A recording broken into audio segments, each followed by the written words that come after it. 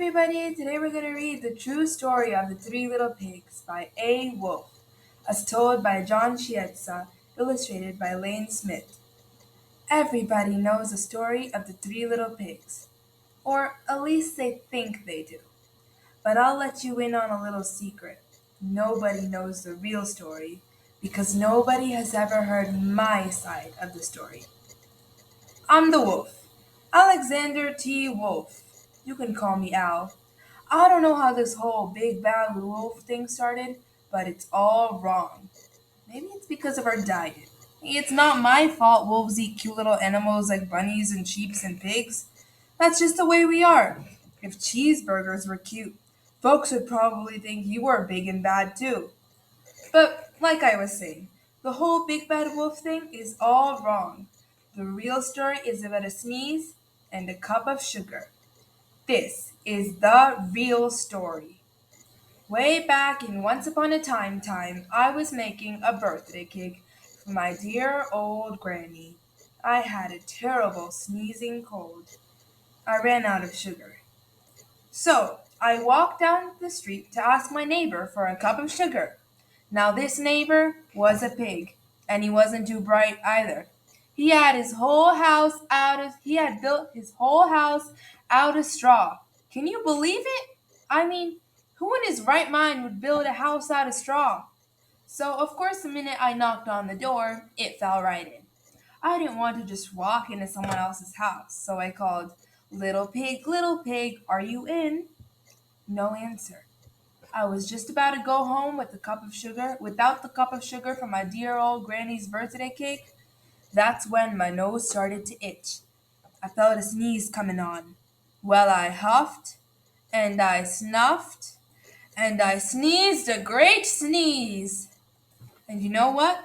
The whole darn straw house fell down, and right in the middle of the pile of straw was the first little pig, dead as a doornail. He had been home the whole time. It seemed like a shame to leave a perfectly good ham dinner lying there in the straw. So I ate it all up.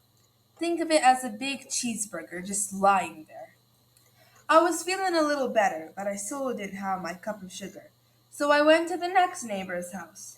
This neighbor was the first little pig's brother. He was a little smarter, but not much. He had built his house out of sticks. I rang the bell on the stick house. Nobody answered. I called, Mr. Pig, are you in?" He yelled back, "Go away, Wolf, you can't come in. I'm shaving the hairs on my chinny chin chin." I had just grabbed the doorknob when I felt another sneeze coming on. I huffed, and I snuffed, and I tried to cover my mouth, but I sneezed a great sneeze. And you're not gonna believe it, but this guy's house fell down just like his brother's. When the dust cleared, there was a second little pig, dead as a doornail, Wolf's honor. Now, you know how food will spoil if you just leave it out in the open, so I did the only thing there was to do. I had dinner again. Think of it as a second helping. I was getting awfully full, but my cold was feeling a little better, and I still didn't have that cup of sugar for my dear old granny's birthday cake. So I went to the next house. This guy was the first pig and second little pig's brother. He must have been the brains of the family. He had built his house out of bricks. I knocked on the brick house. No answer. I called, Mr. Pig, are you in?" And do you know what that rude little porker answered? "Get out of here, Wolf. Don't bother me again." Talk about impolite.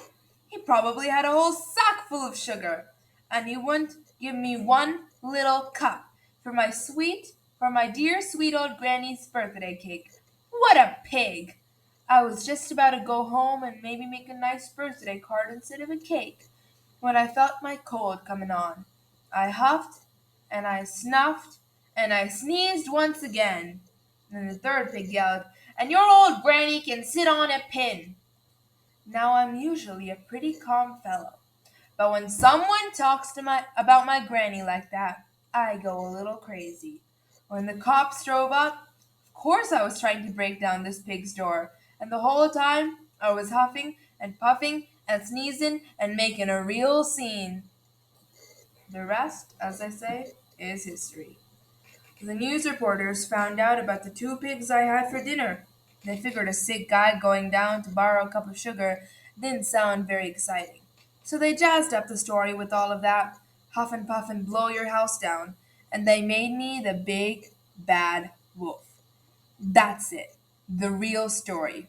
I was framed. But maybe you could loan me a cup of sugar. The end, and I hope